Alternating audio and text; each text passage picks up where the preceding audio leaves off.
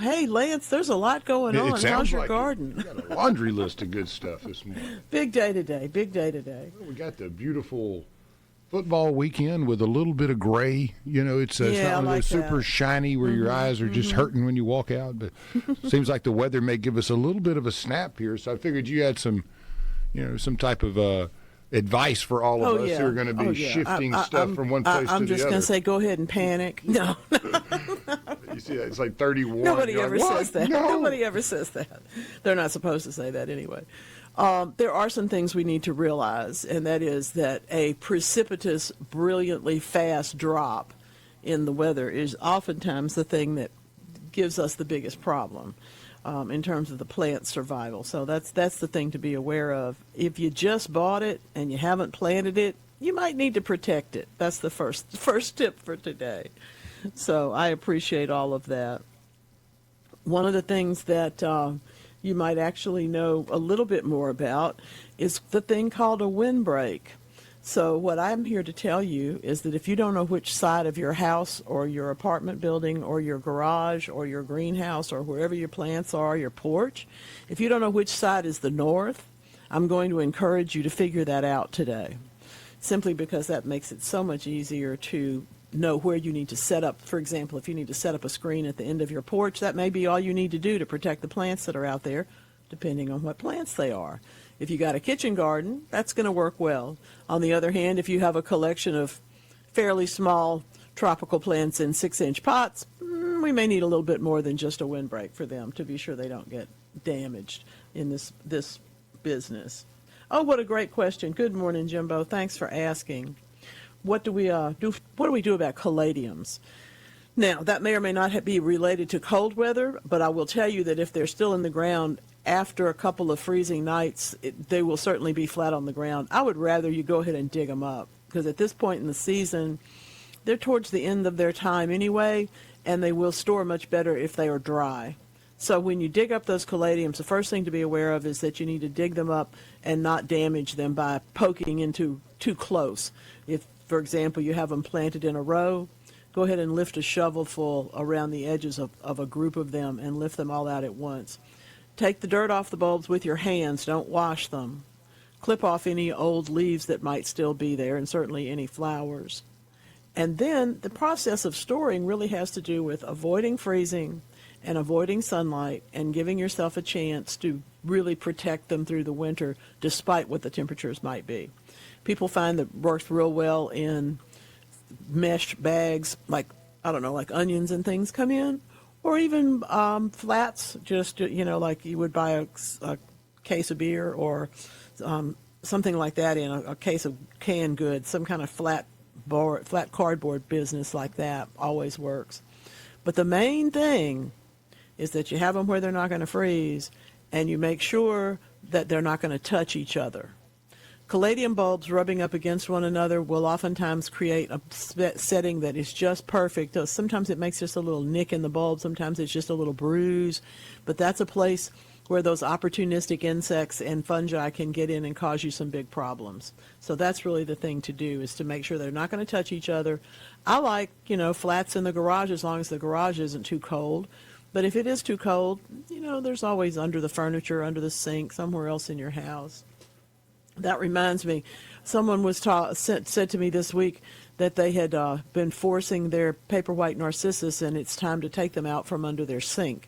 And that reminded me that if you are planning for them for the Thanksgiving table, I hope that you've already put them through the chill treatment. Let me know if you need more information about that.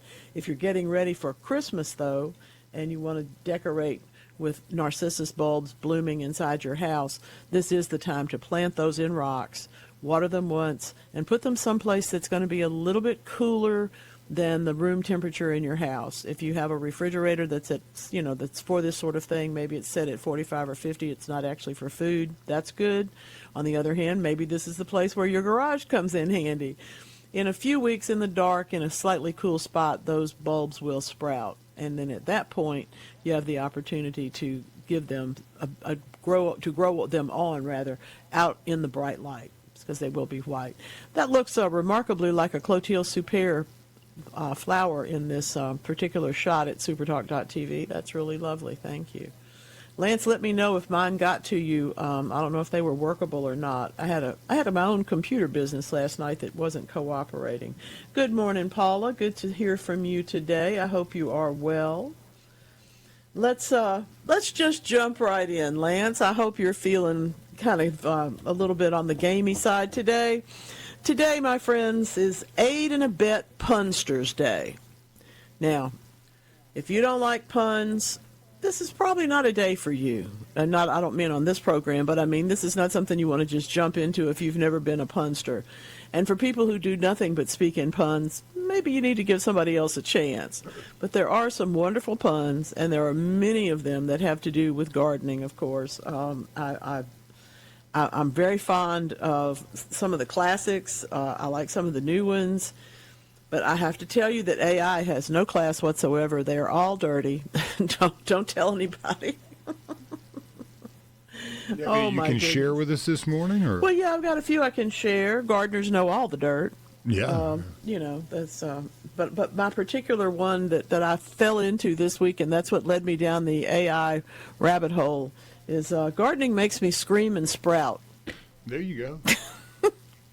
I so wish we had some rock and roll buddy take that up. That would be so good for us. Yeah, somebody. Well, AI can basically make a song. They can do it, but we don't want that. We want real people. I'm sorry. We had that debate with Dave. Dave and I had that AI debate yesterday, and it's interesting. You know, if you look at it in the music context, right? Mm-hmm. Where what is real music, and how do you define that now with artists being able to win awards, being great with the AI world? It's an interesting thing. And there should be technological awards, but they're not the same as the Grammys. You mean there should be asterisks?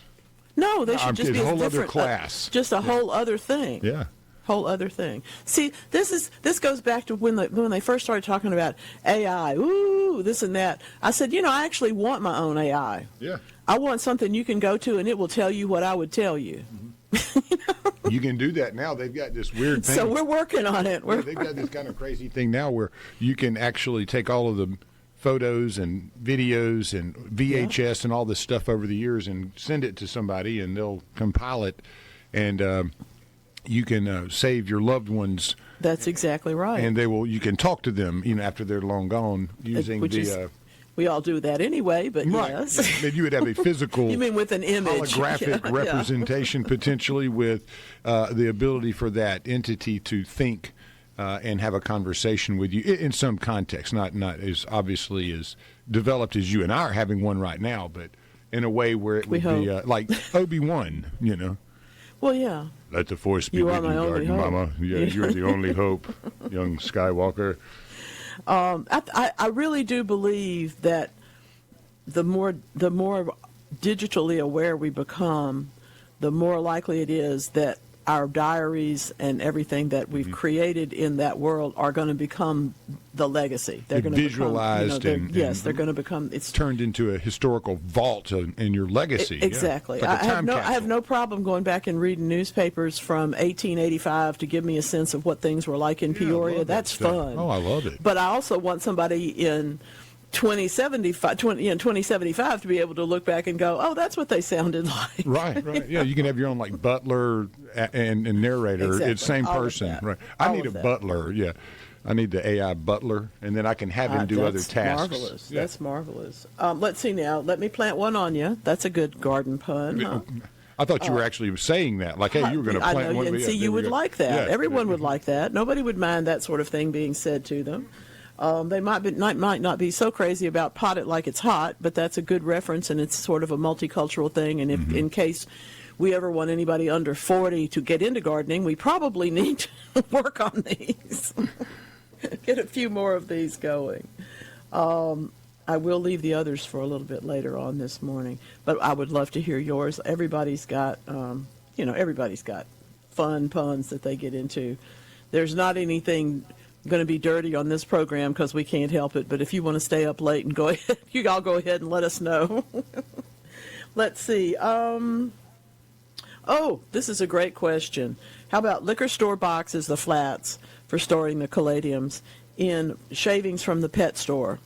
That's my very favorite one because most of those have some cedar in them, which is a slightly antifungal material anyway. People use newspaper. For instance, if you go to somewhere and they grow strawberries, so they bought a bale of hay to to mulch the strawberries with. Well, then obviously you're going to have that left over. You're going to put your caladiums in it. So that's the sort of thing that we put to work 2 or 3 different times. That's for sure. I really do appreciate so much the variety of pansies and violas and one thing and another that I have seen this week. But I got to tell you, the snapdragons are showing out. There's some gorgeous things. I have my next cold weather tip, friends. Water your plants. That snapdragon that's already wilted isn't going to take that cold snap nearly as well as one that you water this afternoon that by the time it gets really cold, what is that, Sunday night or something, it's coming in Sunday afternoon, I guess, in North Mississippi. But wherever it's going to hit you, if it's not been watered, it's going to not do as well. And the same thing is true if you're bringing the plants indoors. Go ahead, water them today, and then bring them indoors in a couple of hours because you don't want to bring dry plants into the house. Either they're just going to get drier, particularly because you're likely to turn the heat on. That dries the air out some more. But it's also true that they really will have a better reaction to the change if they are not dehydrated. So the same is true whether the plants are in the ground outside, in a container outside, or whether there's something that you're going to bring indoors, like truly tropical plants. It's really important to get into all of that. By the way, friends, today is indeed National Cappuccino Day. You know what I'm drinking. I'm not drinking that high-dollar cappuccino, but that is really a delicious little treat, isn't it? Isn't it fun? Mm-hmm. I can't say that I've ever had any visions of being a barista, and I can barely use a frothing machine, but I sure do give it a good try. Particularly with the Garden Mama blend.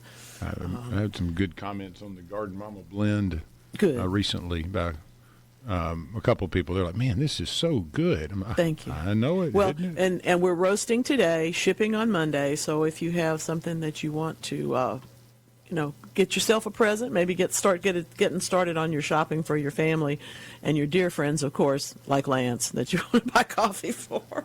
And trust me, it's delicious. You're not going to be disappointed, and whoever you get it for is going to really love it. And we have 2 other blends as well and some other things. So if you go into Garden Mama, Linktree Garden Mama, you'll find it there, and I'll bring you more information about that in the next hour. But it's also true that you can always just email me, and I'll send you the week's menu for the coffees. So, mamaonair@yahoo.com. I'm glad you like it, Lance. It would be really sad if you had to talk about something you didn't like. I wouldn't. I know. Yeah, I just wouldn't do it. But yeah, I'm A, you're my bud and friend, and 2, it's a great product, and 3, it is small batched, and it's the flavor is love. So you know what I'm saying? That's what's so different. Yeah, the flavor is delicious. You can taste the care and love in it, and it's going to be different than what you're used to if you've been buying it. Say Starbucks, a good coffee. You know, I'm not taking away from those that have taste devoted to Folgers or whatever. I mean, everybody has a little. Yeah, give yourself a surprise. Give yourself a surprise here and there. Yeah, I think you'll like it. It is indeed also Cook Something Bold and Pungent Day, so I'm going for kimchi fried rice myself. I think that would be a lot of fun. But when you hear somebody say, that chef really cooks bold and pungent food, what do you think of?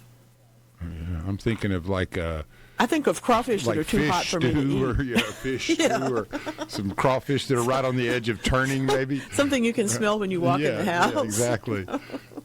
Maybe that's what that maybe is. That's not. I'm not sure who wants to celebrate that. It's not like National Cappuccino Day. We like that. We want to celebrate that. I guess you need the cappuccino to maybe deaden now the you might be right. You might in fact be right.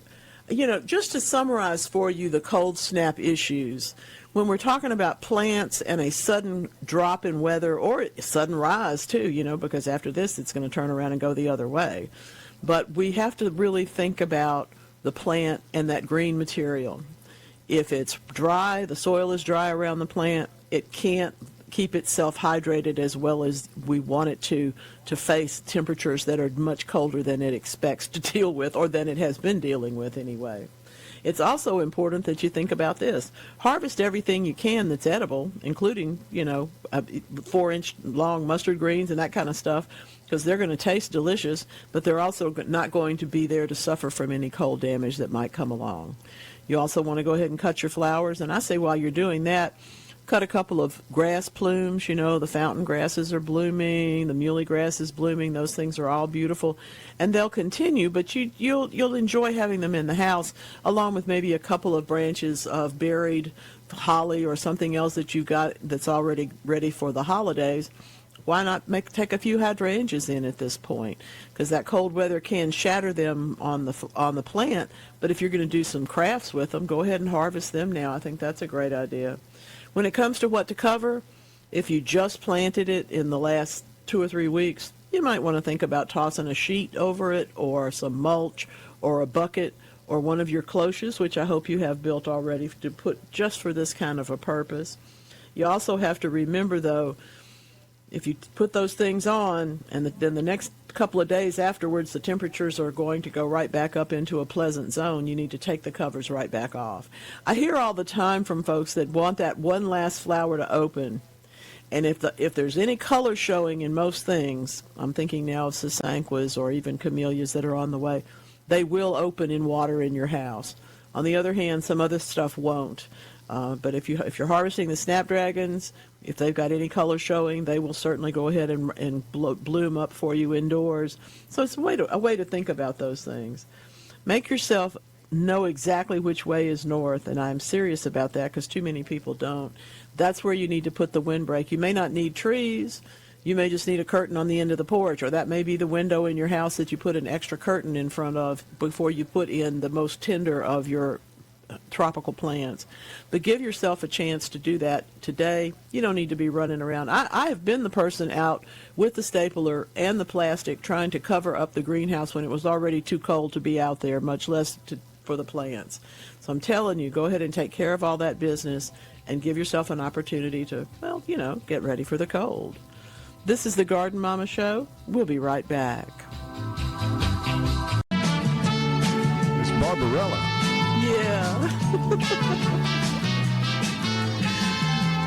I have to tell you, what a movie. I love it. It was a real surprise to all of us. I mean, it had to be to anyone, even the people in it. It had to have been a surprise. Probably. And I'm sure if you see, I'm not taking away anything now from seeing it now because it is a classic. Oh, it is. And, there's some movies that just don't stand up, but there are others that just take you right into that crazy world. And I really do believe that Flash Gordon and Barbarella should have met. It seems that we can still make that happen. Yeah, with AI now, I want to see Flash and Barbarella meeting and how that goes, because I think that's a whole other story that there was missed there. See that this is how fan I actually have a stuff script gets for started, it. Yeah, I have a. See, this is how fan stuff gets started, and eventually it does become.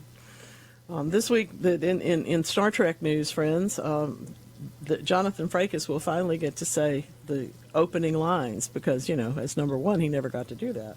But Lego has a whole new thing. It's just so exciting. I don't do enough Lego but if I had a 10-year-old grandson. You got to think Lego is really a group of geniuses. Oh, they're smart. As a kid, even when Star Wars came out and I was, little bitty in the late 70s and 80s, Star Wars and everybody's Lego joining me and saying, bless your heart. Yeah, they were right on top of it, though. Literally, Lego knew, hey, let's do. And here's the thing. And the legacy. Lego outlived bristle blocks, and they outlived the Duplo. Not that those other things aren't out there, but just in terms of making their stand in the culture, everybody picks the one that their kids like, even if you have to step on them in the middle of the night, and it's always Legos. And they're grilled into the bottom of your foot. Absolutely. But, absolutely. My point also is that without Lego, do you have the legacy of some of these movies? Because that really was the bridge for many kids. Exactly. Was to pick up those Legos because they saw the movie or vice versa. And without that connection, sometimes, I'm curious. I think Lego is a lot more, we should be thankful for them, a lot more than we maybe are, Things that grab a young person's attention, or an old person, but especially young kids, if we're trying to grab their attention and especially when someone is trying to determine whether or not you can focus on stuff to work in school and do all those kinds of things. Let me give you a clue. If your kid can spend 30 solid minutes working on a Lego, they don't have any kind of disorder in the attention department. Yeah, I would go with that 100%. It's a matter of what they're attentioning to, and I get that. But anyway. He's got ADD, but he can sit there and put together the Death Star. Right, exactly. That's a whole different, it's a focus thing. But anyway, and I'm all for the Death Star, too. That's a magnificent Lego piece. Anyway. This is a great question, y'all. And by the way, we're starting to get our bold and pungent recommendations. Chitlins. Preparing them, definitely. Say no more. If someone's cooking chitlins, say no more. But that particular person also has Asiatic lilies in a pot. They have been there for 4 years, and a friend wants one. So what do? And, of course, we don't want to lose any of them. The good news is they're in a container, and I'll bet they've died down by now. So you can easily take that container and dump it out. If they've been in there 4 years, you may have to do a little of the Mark Peaches Patrick, banging on the container, or as I'm famous for doing, cutting down the side of it with some shears to get it open, because you don't want to damage the roots. But at that point, if it doesn't fall apart, you can easily see where the individual lilies are coming up from, their individual bulbs, and work around them, either with your hands or with a small tool. And that's the way to take it apart. Then just repot all of them. Give your friend hers and repot yours and move on. I mean, I think if they've been blooming for 4 years in a container, you're on to something. So I like that. I really do love Asiatic lilies. There's just something particularly wonderful about them. Well, there's a certain texture to the flower too. Yeah, I guess that might be what it is. I don't know. I'm not trying to go that direction, but for me, when I've grown them, the giants that would get literally 5 feet tall, and you got to wire them up to something. I mean, they're absolutely breathtaking too, and I mean, they'll take over a spot in the smell. Goodness gracious. But I always loved it about the time where you knew they were about done, and the petals, you could kind of start pulling them off, and just the feeling that they're they have a different quality to them as they age. Man, it's like I wish material was made out of that stuff. Because that is the softest. It's almost like a velvet, but not. It's like a tightly cut velvet almost. It's a cut, yeah. And when we think about things like corduroy and velvet and velveteen, we're getting close to that. It's a real dense pile, but it's been sheared, so it has the finger touch to it is different. You're right. Always love that touch on an Asiatic. And that's the way those lilies are. Isn't that interesting? You're so smart. Anyway. I don't know. Greg and Vaughn is trying to make us hungry today. Kathy has made bold and pungent blueberry crumble breakfast. This thing is gorgeous, y'all. This really looks marvelous. And I have to tell you, because Greg's so nice, we love our blueberries with all your help. I have to tell you, when Greg sends in pictures, when Kathy sends in pictures, we know that they're in the midst of doing. And I am so happy to be part of the project, but trust me, it's all them. It's all their work. Oh, my goodness, and how beautiful it is. I'm seeing a ginger pass by the screen this morning. That's interesting. Oh, let's see. The outdoor camellias are beginning to bloom, but most have not opened. Should I cover these before the cold spell? Marvin in Kokomo, no, you don't need to do that. If you have any that have got color, cut them and bring them inside. If it'll make you sleep better, take a bed sheet and toss over the whole plant. Just remember you have to take it off when the temperatures warm up, okay? All right. It is a good question, and there's nothing sadder than that browning that can get on the tips of a camellia flower if it does get too cold. But this is going to be a brief spell, and because if there's no color showing already, you're going to be fine. People will sleep better, though, sometimes if you just toss that over it. So go ahead. I don't mind you doing that. Don't mind you doing that. Oh, my goodness. Oh, dear. Lance, I don't know how to tell you this. Paula wants to give you another kitten. Oh, yeah. No. It's a cutie, isn't it? Really adorable. I meant to tell you, it's so awesome. So, Butterscotch, he decided he wanted to go out a little late last night, and, he's really enjoyed the weather. Really frisky. He likes staying outside more than Sunshine. Sunshine's my party cat, but he parties himself out, and he needs to come in and lay up in the house and sleep at night. But Butterscotch is my guard cat, and he's been eyeballing a red bird for a while. And this morning he had obviously caught the red bird, and he wanted to make sure it was whole while he gifted it to me. And so he did that. And 10, 12 minutes later, after he showed the trophy, he turned back around, and it's, in 40,000 pieces of red feathers every which way. So it is the season. I mean, Butterscotch, and it is the season. It's just hilarious how cats can lounge around for 4 months, 5 months, and then in the period of 10 days, I've had like Smack. 4 rats and everything you could imagine. It's like this motivation factor. And I am so prejudiced in my species choices that it's fine for them to take the rats. Yes. Redbirds, I'm not so happy I about. love that red bird. I loved it. I saw him every day for the longest period of time. Well, and I trust that Baby Joy is also learning all of her skills in all of this. Definitely just watching and learning. Well, that's what Paula's doing for this baby, because this baby's too little to watch or learn anything. She's a rescuer. I tell you what, Paula, you do such a good job with that. But my goodness, she's carrying kittens in her pockets. She's just rescue cats are such a it's just trip. delightful. They know. Well, hey, Rhett. Oh, this is lovely. Rhett's interested in the coffee. We've been talking about the Asiatic lilies. But thank you very much. I appreciate that. Yes, mamaonair@yahoo.com, and we will get you some info. Or if you are ordering the newsletter, if you get the newsletter, you already get the info about all the merch. But if you would like to get a copy of the newsletter and see if maybe you want to subscribe, by all means, let me know that. And we'll send I'm you a one. coffee connoisseur, and I'm telling you, you're not making a mistake. Be one of the best decisions you've ever made. That's right. We appreciate that. Of course, one of your best decisions is to listen to the Garden Mama Show on SuperTalk. We always appreciate How would you know about the coffee How if would you you weren't know? here? That's right. And two, it has a nice little Garden Mama sticker on it too. That's absolutely. It's all hand done. It's all my team crafts everything. Oh, it is great. All right, now the Rockefeller Christmas tree has been delivered. Speaking of big crazy things, That's the biggest thing in the world. 75-foot Norway spruce, and when they put it up, downtown New York does not look, bigger. I mean, the tree is not dominated. The tree just sits there, and yet it's 75 feet tall.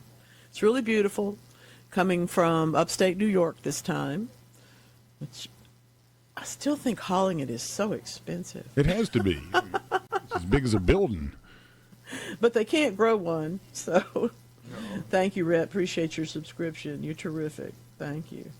And if you, by the way, y'all, if you are renewing to the newsletter, and I'm still always taking the gift issue, all of these deals go through November the 15th. The coffee deals that are on right now, as well as the newsletter deals.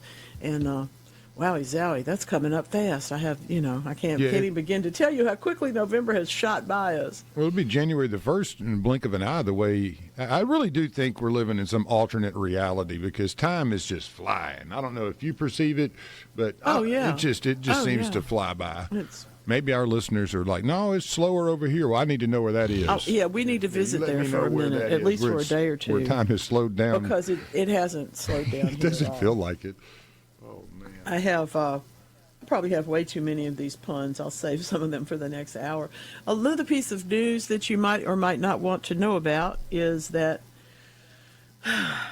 the Farmer's Almanac is closing publication. What? Yeah. 500 years of this or something. That the original one? I think it's 208 years. Well, yeah, I did embellish that a bit, but it seems like it's been around forever. In garden terms, for most of us, it feels like that. And indeed, for me, the saddest part is that they won't be able to maintain their archive past the end of this year. They will publish another edition next year. They'll do the 2026 Almanac, or they're already doing that.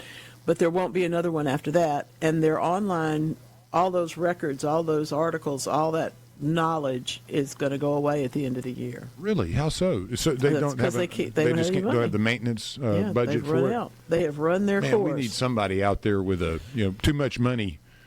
Or somebody just with a devotion to managing resources that has a whole lot of money. That's what I'm saying. We need somebody with a lot of money that has a love for that kind of stuff in history, because that is an extremely important piece of history as you look back in time, 100 years, 200 years from now. People are going to look back and go, well, what was the climate like? And what were they doing? And what were they growing? How did they speak? How did they write? What did they say to each other? What kind of pictures did they take? I mean, we may be actually, given that this is radio and it is streamed live, we may actually be in a spaceship, and there may be little gray aliens there listening to Garden Mama right now trying to grow breadfruit like James Cook. Can they be pink? Can they please be pink? Well, yeah, pink. We can go whatever. Yeah. As long as I'm having They're like aliens, chameleons, I think. They can change. Yeah.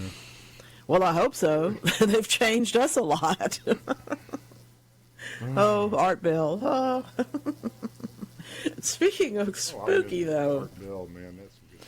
Listen now. I don't know if they're aliens. I really don't.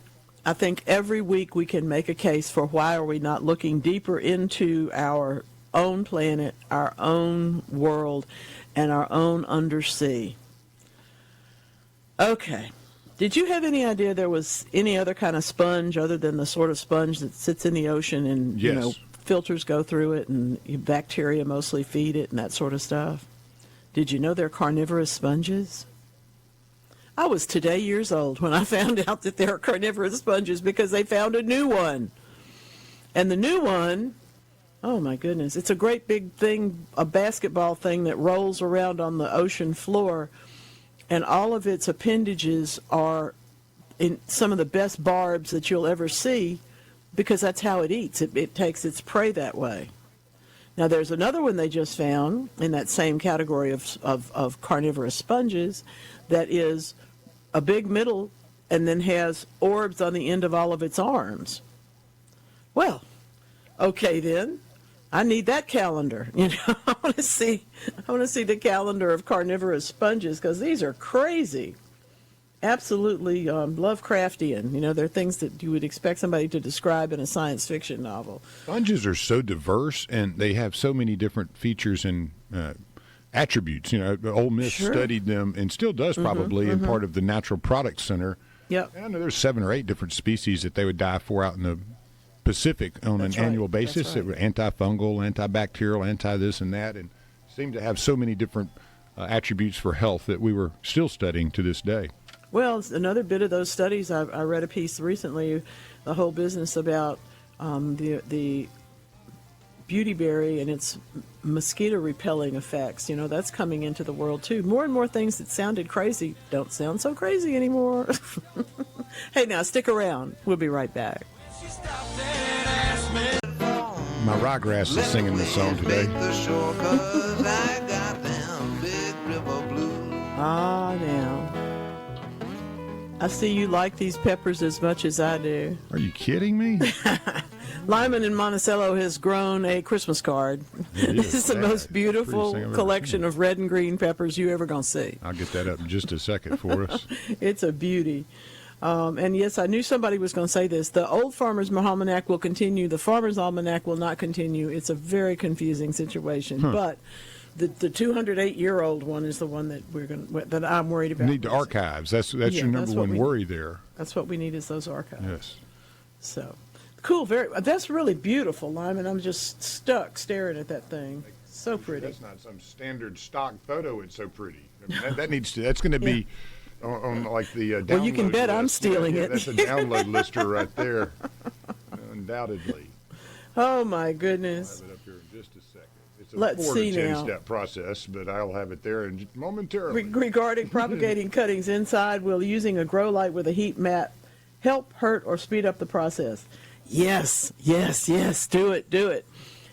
It will not speed up everything. It will speed up some things in terms of their ability to root, and particularly if you use small plastic pots that the heat transfers well to, it doesn't hurt. There are a few things, obviously, if if it's a shrub, a woody shrub, and you're intending for it to be done outdoors, if it's supposed to be rooted outdoors in a clump of cuttings that you leave outside for the whole winter, that's a different kind of thing, But if you're growing one that has not gone dormant, and you want to improve your chances of it rooting, a heat mat does not hurt. And in fact, grow lights are always powerful to me, simply because they give you the opportunity to duplicate what would actually be happening in nature. For example, if that little plant would maybe if you're rooting a gardenia, let's say it's an evergreen and it's probably a little bit on the stiff side, but at this point in the year, if it bent, you might find out that it could root. So why not take a couple of cuttings and see if they might, especially the tip cuttings, ones that are not too brittle, are going to do better than others. But it does give you the opportunity, honestly, to give them the same light that they had outdoors, and so to not starve them of anything while they're trying to get them to root. And one of the things, of course, that we're always trying to do is get the roots to form before the top has to keel over. So sometimes evergreen plants are easier to root that way. But the others, we can reduce the amount of surface area on the top without actually getting rid of too much of them. So just something for you to consider when you're doing that. But, yeah, please start something new in Madison. I love that. Heat mat and a grow light. It takes you a long way. Before you know it, you'll be rooting African violets from leaves. And I'm not kidding. So, 233 years old. Okay. So they competed all this time in terms of the Farmer's Almanacs. Very cool. Very cool. Yes, I did, Joe. Thank you very, very much. You're the best. That's funny. And by the way, you are all very kind.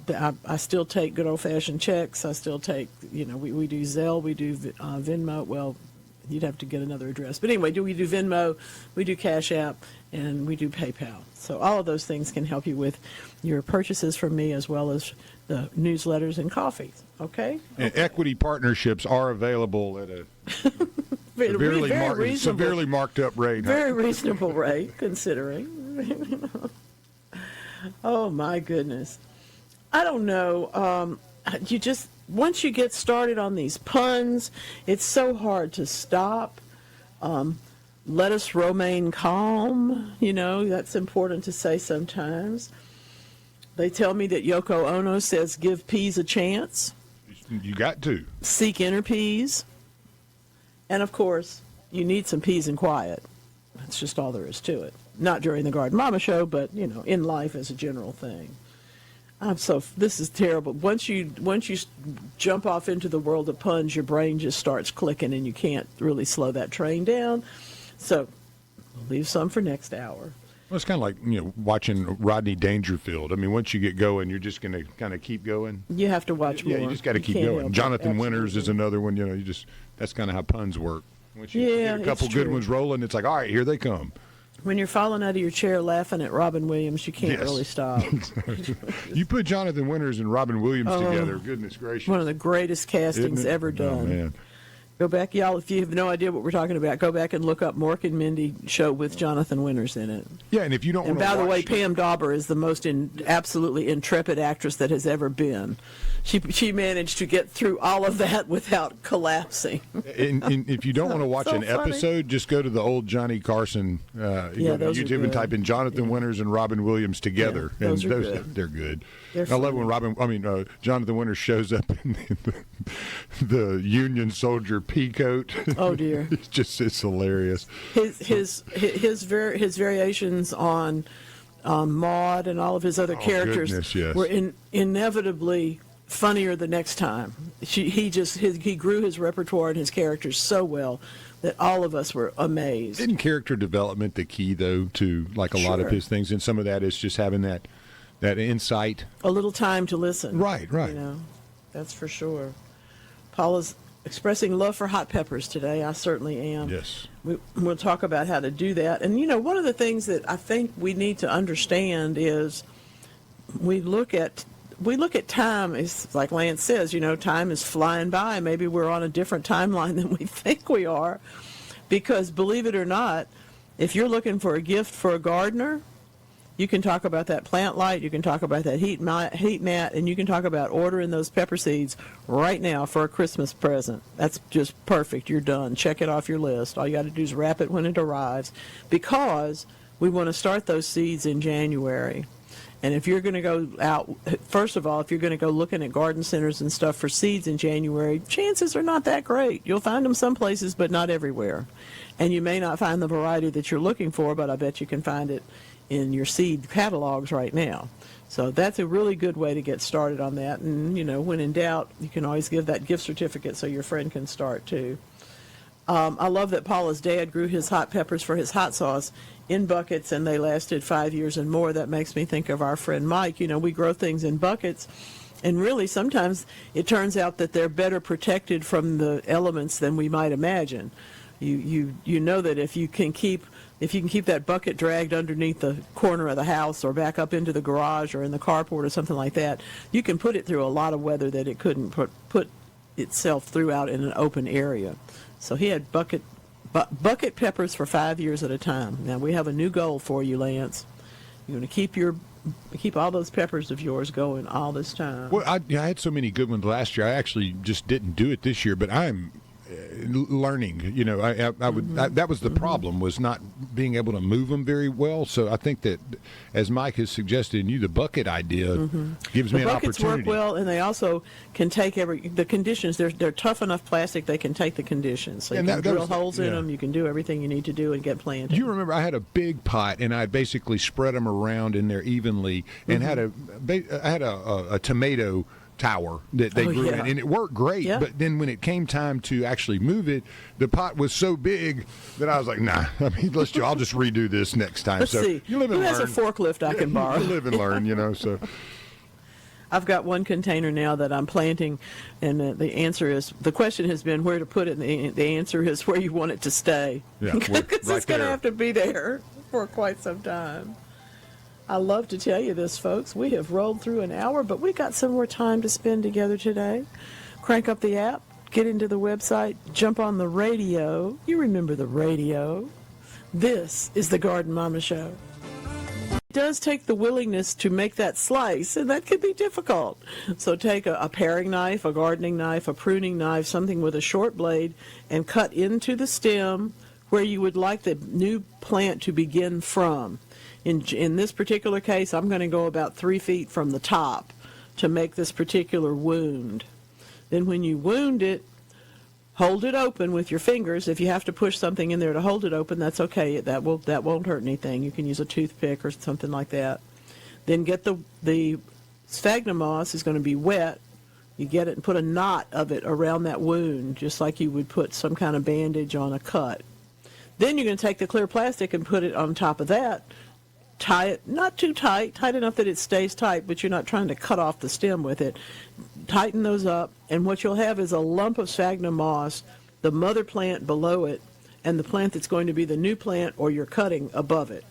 It's going to take a few weeks for you to see any roots coming out there in that plastic, but when you do, that's the point where you can cut the plant right below the plastic. Then you've got roots in the new plant. You've done the pruning. You've also got new plants, and you haven't damaged the mother plant by any sort of pruning that it couldn't handle. So I think that's a marvelous idea. Really another good idea when using the heating mat to root difficult plants, should you limit the time on the mat, because you can leave it on all the time. It's not going to hurt anything, and it will maintain a more even, consistent temperature of the soil if you leave it there the whole time. It's also true they do turn their lights off. They cycle them off at night. That's fine. That's entirely separate from the heating temperatures or the heating time. So that's great. Really, really, really nice. Good project. I'm glad y'all are doing that. I hope that a lot of folks will.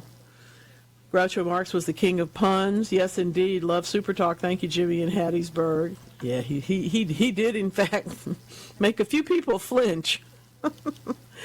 That's for true. No problem at all. Thank you, Mike. I can't wait to see how this goes. This is going to be pretty. That's really nice. Pretty plant. Really lovely plant. It's going to need a little attention, but it's a lovely thing. We're celebrating today the day of aiding and abetting punsters. I must say that I'm not the biggest punster in the world, but I sure do appreciate them, particularly when they tell me things like dance to your own beat. That's right, B-E-E-T. Don't tell secrets in the garden. Why? Well, you know, the potatoes have eyes. The corn has ears. I mean, come on. I knew you were going to like that one. This is Natural Cappuccino Day. I don't have any puns for that. I just encourage you to go out and have one. Maybe this one will help you. We're all sports fans around here, so I think I'm going to start yelling, Kale, yes. when I'm excited. J.J. Kale, yes. Yeah. Could be J.J. Kale, yes. Why not? And there's just, they go on and on and on. What bulb does everybody have on their face? Tulips. Mm-hmm. See, I got you to laugh. There's some good ones. Anyway, I would like to talk to you about the insect of the year from my point of view. Y'all are so smart. The gardeners that I get a chance to talk to here on this program, and luckily because the reverberations from this into my life, are the first to say, this and this happened and this happened, and that's not right, and this is what used to happen, and what's wrong, how do I fix this, but with more detail than most people get when they're looking to solve a problem. So what you all have told me over the last couple of years is that you're seeing more and more all over the place, randomly, kind of this particular kind of damage that it's a yellowing and a reddening, and then a browning, and then the leaves may fall off, and but it's particularly hibiscus and a few other things, sunflowers, but it never gets far enough into the damage for it to be, for example, the skeletonizing insects that we're so familiar with them in the late summer.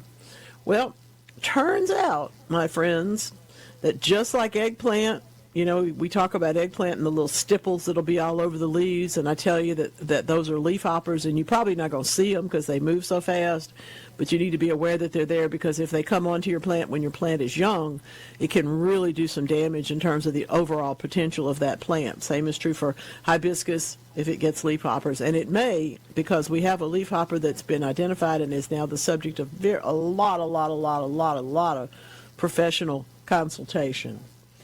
Unfortunately, the cotton jacid leafhopper is not a friendly thing. This is also called the two-spot leafhopper. We're so crazy people. There's two spots on it. There's a spot on each wing, but sometimes there's also two spots on the head. But it's not a four-spot. But anyway, it's a two-spot leafhopper. They pierce and suck in the same way that aphids do, in the same way that the skeletonizing insects do. They just take the life out of your plant by poking their beaks in and sucking the life out of it. Okay. Why is this a big deal now? Why is this?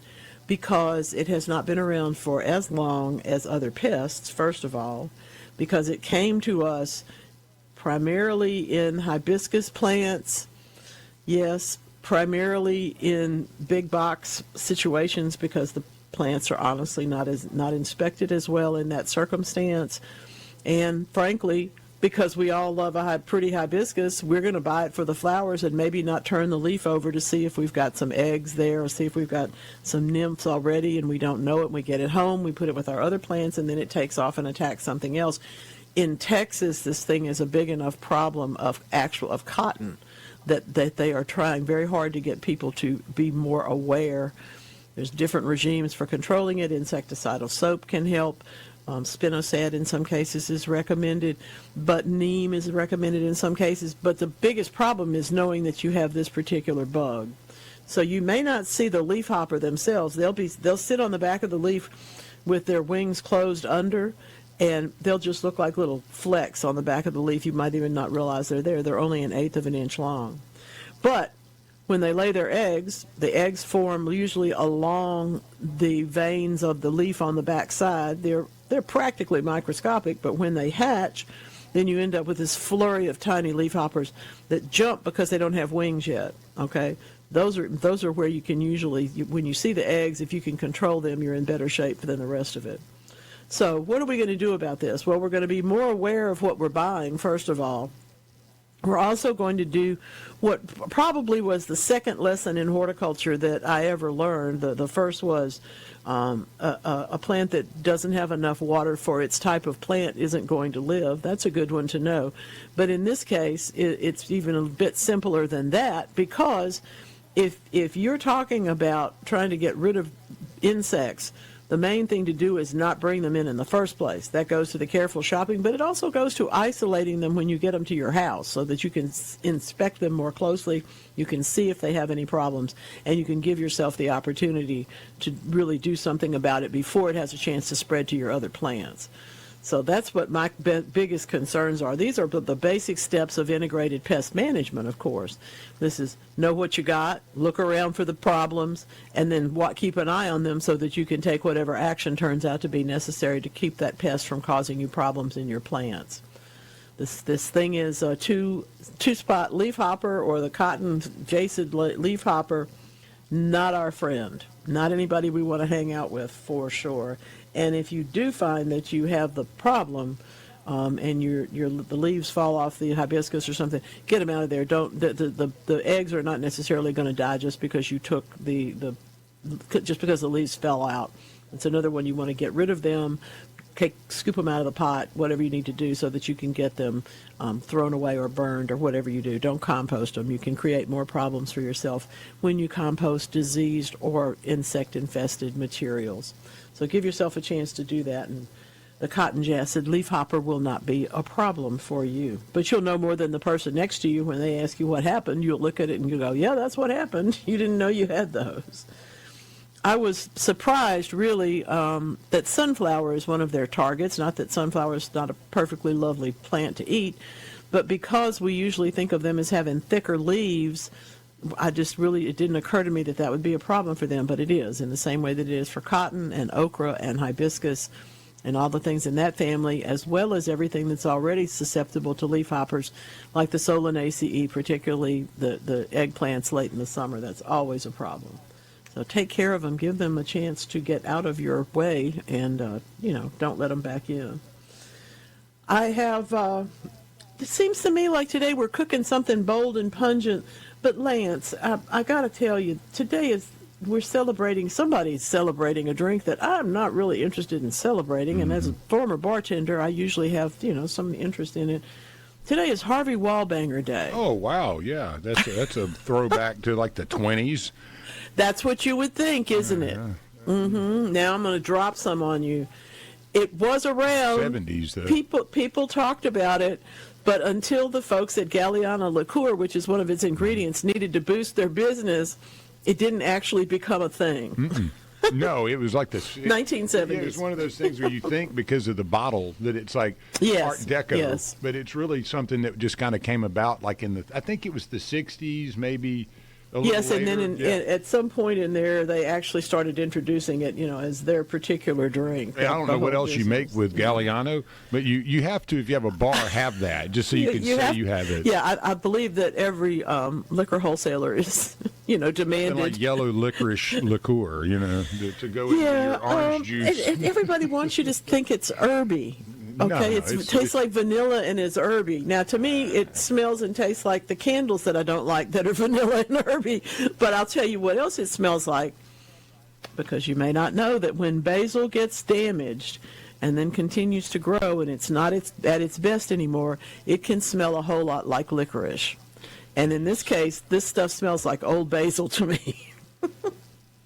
I didn't know that at the time. The thing about it is, I believe when you mix it up with, say, vodka and orange juice, you probably get a better mix of flavor that works together. And why would you think of putting vanilla in orange juice? Come on. Right. So, I mean, it's...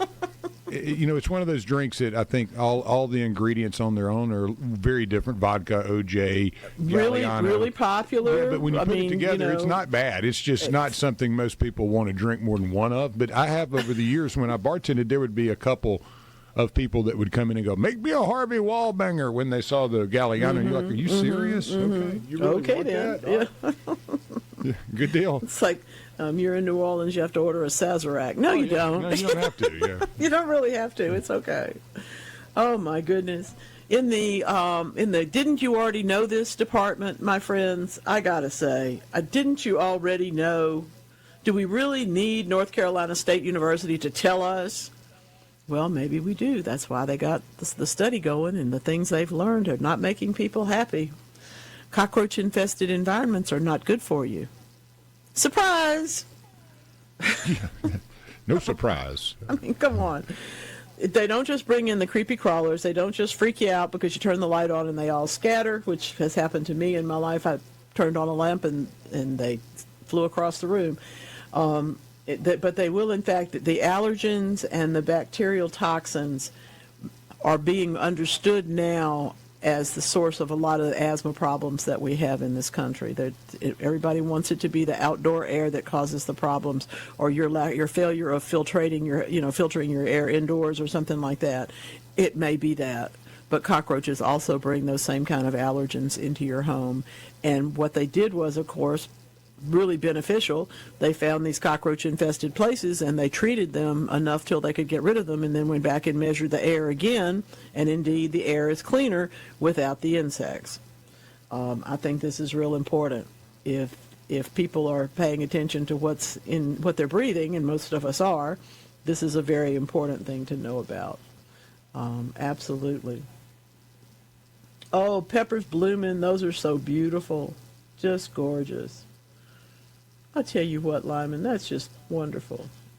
If I was still writing magazine articles, I would come and see you. That's for sure. Somebody needs to. Anyway, so that's for North Carolina State today. That's a surprise, surprise. Cockroaches are poisoning the air.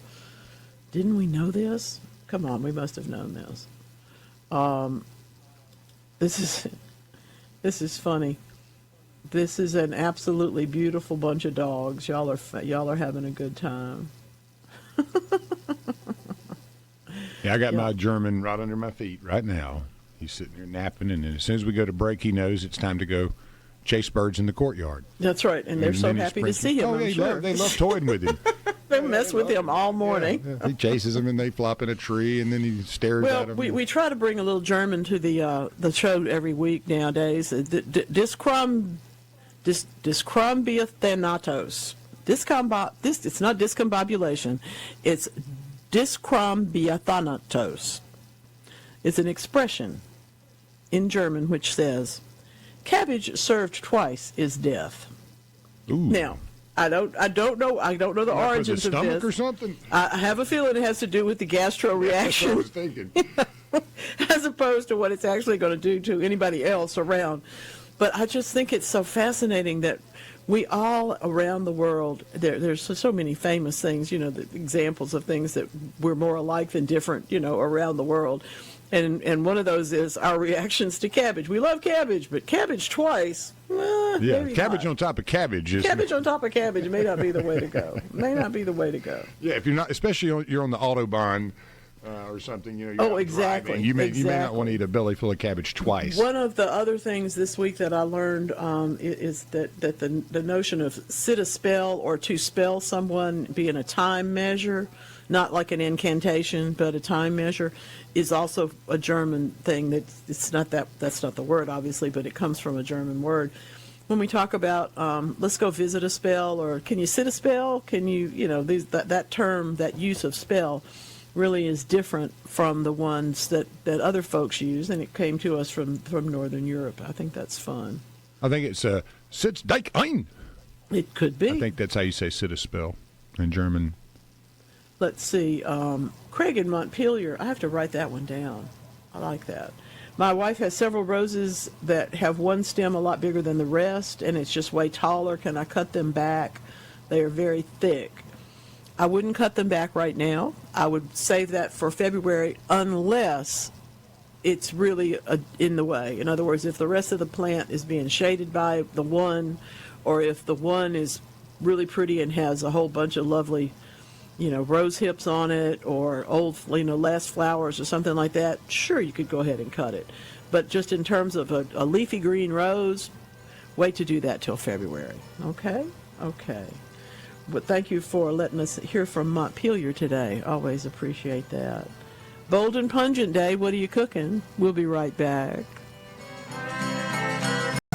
Between the movie themes and the Mangione and everything this morning, what beautiful music. Thank you, Lance. I had to throw some Chuck in there, man. I love it. It's just wonderful. Well, thank you. It's also a test, you understand, to see if I know. Yeah, of course. He made a career off that song, man. He sure did. And that hat. Oh, of course. I read the Times of India, and I will tell you this. I read a lot of newspapers online, but I'll read the Times of India because inevitably I can go right through 10 different headlines that are not intriguing, and then there'll be one that I get stuck. And in this particular case, it's a study of the corpse flower. That is our friend. Every year when they begin to bloom, anywhere in the world, really. That's that's just a Botanic Gardens fundraising day of joy, because so many people come to see it, and they'll put a little money in there, or maybe they'll even drop in a check or send a donation, because they want to see this crazy plant. Why in the world would we want to see a plant that only blooms every 10 years and smells horrible? Well, because we're humans and we're curious. That's why. I think that's what keeps a lot of this stuff going. There's some great fun that we always have to understand really what we're looking at when we look at this plant.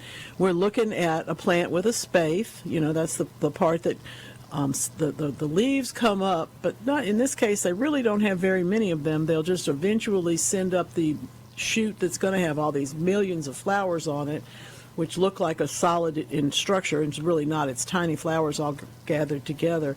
And then one spathe behind it, which presumably protects it from anything it needs protection from. If you're watching me, you can see me doing this with my hand.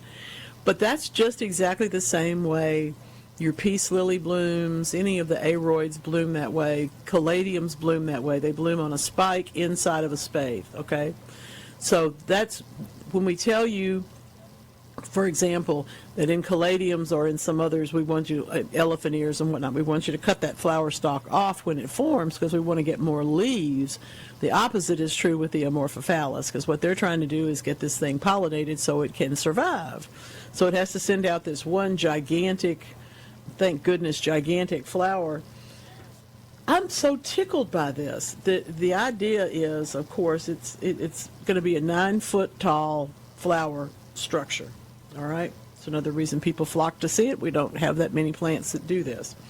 And indeed, for a couple of days, it's going to just be rancid smelling. That's when the beetles and the flies that are attracted to that sort of situation come and find it and do the pollinating so that the plant can go on living into the future. I did not know as many things as I knew about the Amorphophallus from having studied it and really appreciated this plant, but it's actually true that one of the things that's so cool, I love this, it can take up to a decade to bloom, but if you're that beetle out there, you're that fly out there waiting for it, you probably are setting your clock. You've been told by your grandparents or somebody like that when this thing's going to finally bloom, and you're waiting. And what they do is, of course, they wait for it. The inside is deep and maroon and absolutely beautiful, and that's really what they're looking for, is that space. It can be more than 9 feet tall in terms of the flowering structure. But guess what? If you tried to dig up, and it does grow from a corm in the same way that corm is, of course, a form of a bulb. When we think about, there's a bunch of things that grow from corms, but the one that we probably think of more than anything else is our friend the lucifers, Montbretias, that group. They all have the little corm at the bottom of them. And then gladiolas also grow from corms. Well, you think of those are corms, you might buy 4 or 5 of them and they'd fit into a small bag. Not this one. The corm for the Amorphophallus, yes, my friends, and I am not making this up, can weigh more than 150 pounds. So the chances that you're going to just find one and plant it are pretty slim. Another reason why it's so attractive for people to come to the garden, come to your botanic garden to see it. I love the idea that we have these plants that are specific for this thing. The volatile chemicals that come together to make this smell, which does, not that I've had that many opportunities to encounter it, but indeed, it smells like rotting flesh. Okay, that's a shame. But that's what they're looking for, and that's how it has to do. But you think to yourself, well, okay, fine, this thing's in the botanic garden, and but even if it's out in nature in Sumatra or wherever that's the area where they are in Indonesia, in the native world, how do the flies know? How do the beetles know? Well, it's very, very cool, actually. Thermogenesis is the spadix itself heats up in its own way, and that in turn makes the odor spread farther for that couple of days that it can be pollinated. Fascinating plant. One of those pieces that I talk to you about so that I can say to you, everything has a purpose. Everything. I'm not one of those people that says everything happens for a reason, but I'm going to say everything has a purpose. If we can figure out some of those, we can often understand why things happen.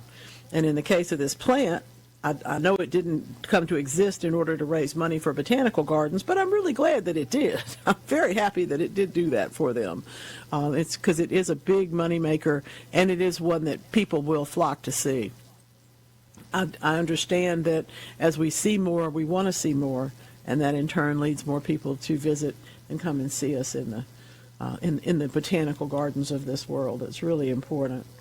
I have to tell you that Paula from Denville has just given me the biggest compliment that I ever get here, and it is that this is the fastest 2 hours in radio. Thank you. It feels like it. That's what we go for. That's what we go for. That's how I was taught and what I learned and what I love to do. Well, considering you're a gardener, thinking about inventions and like AI and all that stuff today. But like, how many people did the invention of the shovel put out of business? or in business? Yeah, well, I mean, like, you think about it, or shifted the workload over to the factory where they were in. It's like, what did we do before the shovel? I mean, how did gardening take place? What were the tools and implements? And well, the ones that the archaeologists find are generally pointed rocks. Right, pointed rocks are kind of like hoes, right? Yeah, they used them as such. Yeah. But you got to think the shovel was revolutionary. Like, somebody went, of course, man, that's going to change the world. And you had to think about it, and you had to make one that didn't work. Yeah, exactly. Trial and error many times. And eventually you realized your back didn't hurt so much because you didn't have to bend over and dig that hole. You could use your shovel.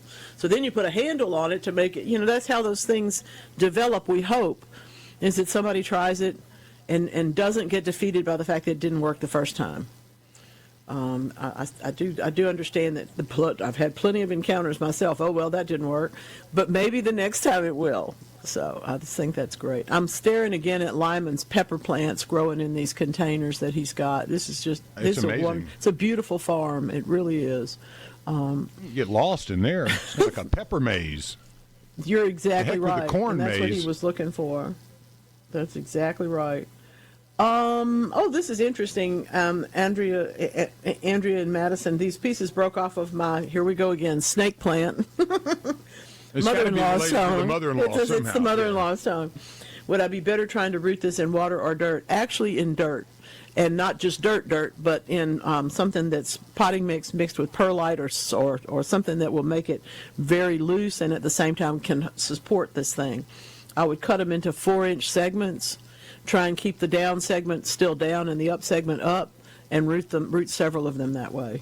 It's really delightful. It's a fun plant to do that too. But it's another one. If you had a small plastic pot and you had a heating mat, it would root faster because it was on that heating mat. Love, love, love. I feel like I should be selling one that says "Garden Mama" on it.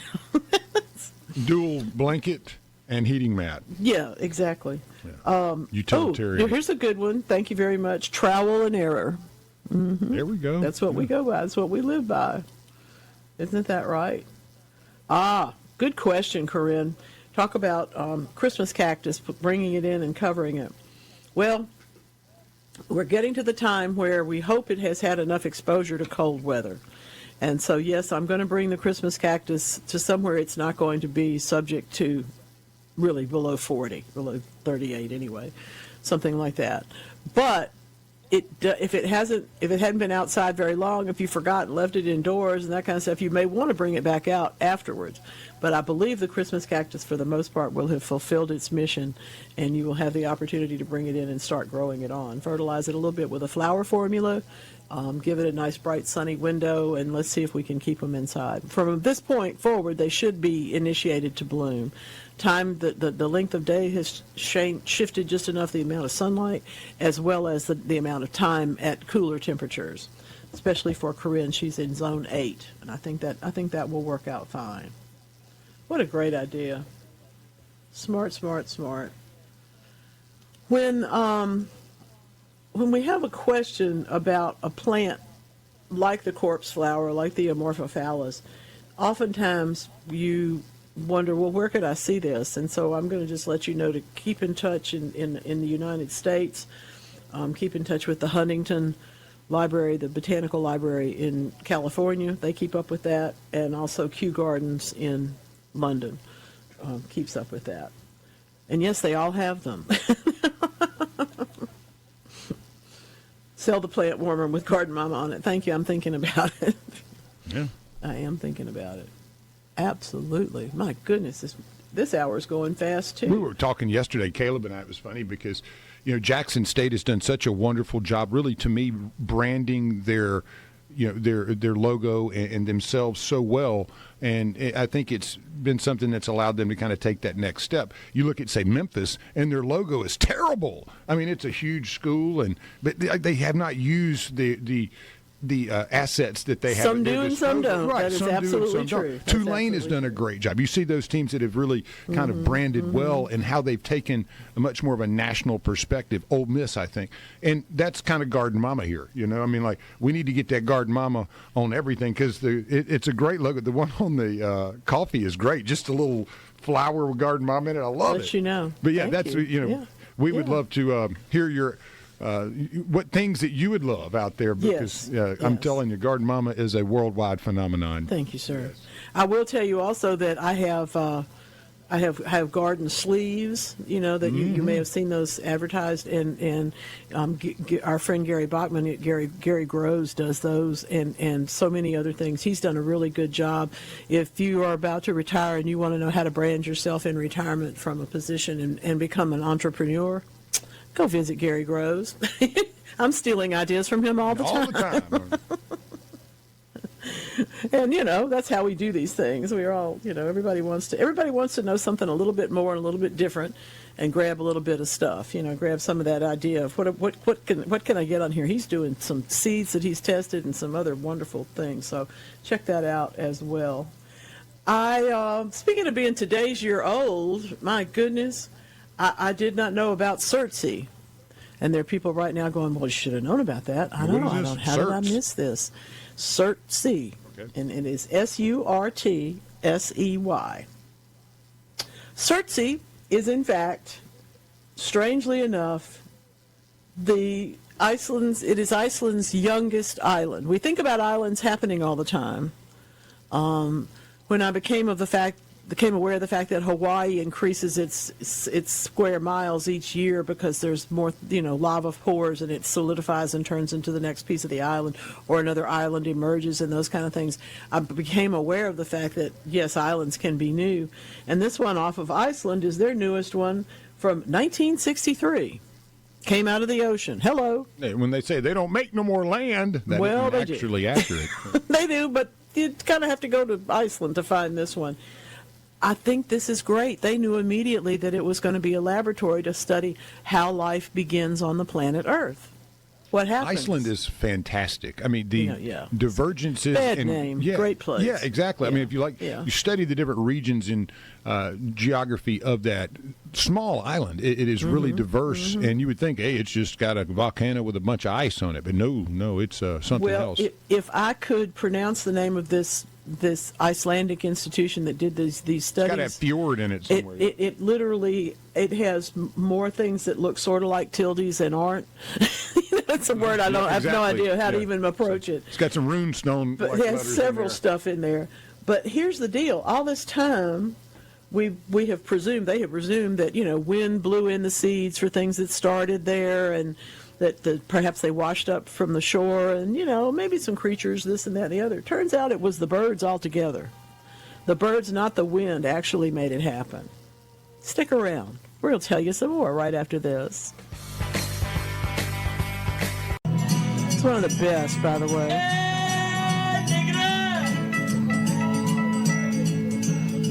Now, my friends, we do occasionally make strange references around here. I know that, Art Bell and this and that and the other thing that we bring in here. But I got to tell you, inside your body, just like under the ocean and in the mountains and all that stuff, there's a lot of stuff we don't know about yet. I really love this. There's a couple of, there's a Nobel laureate for one thing, Artem Patopuan, and a team at Scripps Research in the Allen Institute. That's easy for you to say. Yes, it is, because I can pronounce these things. They have just received $14.2 million in research funds from their organization to map the body's hidden sixth sense. The chakra. Come on now. I mean, we're going to open up stuff that we have not understood before. This could be very important to understanding internal sensations, internal sensory systems, and get an understanding from all of this in unprecedented detail. I love this. More really fun new stuff coming out in the science world, y'all. We now have a new gel that will regrow tooth enamel. It's not available at my CVS, but I'm looking forward to it. I have to say there's also more information now about understanding the way that oysters are infected by parasites at times, and sometimes it actually does have to do with the ages of the environment around it as much as it has to do with the oyster itself. It's really fascinating stuff. I'm really interested in that, and I like that you all are too. I get a whole lot of oyster stuff from y'all. Y'all send me lots of stuff. Still determined, Lance, one of these days we're going to tour those farms. I'm in, and you can make a heck of a tabby out of some oyster shells, some charcoal, and some limestone. Oh, look stuff out that lasts now. Forever. Look out now. Be around longer than me and you. Oh, yeah. Some of those places in, like, South Carolina on the coast out there in the marshes were the most harsh conditions. Incredible. It's amazing we don't build more with that type of construction, Well, using the shells. We should, and unfortunately, a lot of those places are done on the coast, and as the coast get overwhelmed by water, we can't see those things anymore. That's right. So we do lose some of those that. Those oyster farms are cool, though. I mean, they're very really cool. Yeah. Very, very cool. A lot of stories right now about your brain, things that can turn it right and turn it wrong. I wish that they would just tell me what it is and put it in my hand, but we have to wait for things to move along. They don't happen as quickly as you and I might like. I will tell you, though, that this one, we're going to venture right in there to our friends Art Bell and his buddies from the King Abdullah University of Science and Technology, which has the lovely acronym KAUST. Strangely enough, I can see that on a sweatshirt. Beneath the ocean surface, my friends. Yep, that's right. Everybody wants to know about those gray aliens, or the pink ones, as I refer to them. Bacteria evolve as they need to. And as we human beings continue, we talk about the microplastics that were in everything from the fish to the rocks to the ocean itself. We've done that. We humans have done that. And so, of course, the bacteria, who will indeed one day be our overlords, have adapted a way to embrace that and to eat it, and no doubt to grow. I don't believe that has nothing to do with the origins of the huge sponges that are now rolling around the bottom, but it's still... They're like tumbleweeds on the bottom of the ocean. Apparently, that's my vision. I hate it. But found in nearly 80% of ocean samples, these are petase variants. And this is how nature adapts to what we do. It doesn't happen quickly enough to prevent some problems, obviously, but it also gives us the opportunity to understand more how this particular process works and how things do adapt and how they do change. This one will digest, it's specialized enzymes that will digest the PET plastic. That, of course, is the stuff used in bottles as well as the forever clothing. chemical. Yeah, it's one of the forevers. And we don't, like I say, the bacteria may go on to become our overlords if they get this much power in them, which people have already thought they were going to do anyway. But one of the reasons for this is because, as there was a story, I believe, on the news at 8, it may have been at 9, talking about we were really understanding that there's as many interesting things coming from underneath the ocean as we have imagined coming from outer space. And the USOs, or the underwater, the facilities that Art Bell and all those folks talked about for so long, have a whole lot more credibility now than they did. And as we begin to study more and as we begin to explore more deeply, it may turn out that I disagree with the conclusion that they were not from outer space, they were from under the sea, but the two things may be related to impact humans, So for those of you who've never discovered this world, I welcome you. Come on in. You're going to be reading some stuff you have just never even imagined, but it'll be fun, trust me. It was just a weather balloon. That's right. It was a weather balloon. Nothing to see here. It's just a weather balloon, folks. Look the other way here. By the way, weather balloons don't look like that, and they weren't in the area, but that's exactly what it was. Nothing to see here, folks. Go on and get back in your cars and go on down the road. Yeah, just keep going. Don't pay any Where attention. they talked back then. They really did. It was all very alert, very upper register and alert. Like everybody had they were on Pervitin or something. 8 packs of Reds and something a couple was pots of coffee in the car over there. Them up. Yeah. Absolutely. The garden humor for today: aiding and abetting. Don't miss the chance to drop a pun on a friend of yours along the way. I will tell you that I'm particularly fond of a couple of them and not so fond of some others. But I have to leave you with a classic one today. A couple of AIs, I don't know about this one. Kick some asparagus. And I'd love to get into your plants. These are the AIs. I'm telling you, they have no sense. To get into your plants. They have no sense. They have no sense of style. They have no class at all. Unlike one of my heroes, Dorothy Parker. Dorothy Parker, you may or may not know anything about the Algonquin Round Table. But you can imagine how much fun it would be to sit around with people and talk about things that had nothing to do with the worries of the world and were just brilliant and witty and funny. And that's what they were doing. Okay? Her best one, and I have an apron with this on it. You can lead a horticulture, but you can't make her think. Mm-hmm. Yeah. Now, come on. Come on now. Everybody can laugh at that. And Dorothy Parker was really one of the few of that group that went on to do great things. She wrote movies. She did all sorts of literary achievements. But to me, that will always be the best of the garden puns, and also the best of hers. There's 2 words in the English language that I think are unparalleled, and I love them: Algonquin and Iroquois. Oh, those are delightful. I know they came from Indians, but they're in our language where they wouldn't have been in any other English they roll language. off your tongue. Absolutely love way. those 2 words. Yeah, absolutely. We're really fortunate, y'all. The cold weather's coming, but we're ready for it.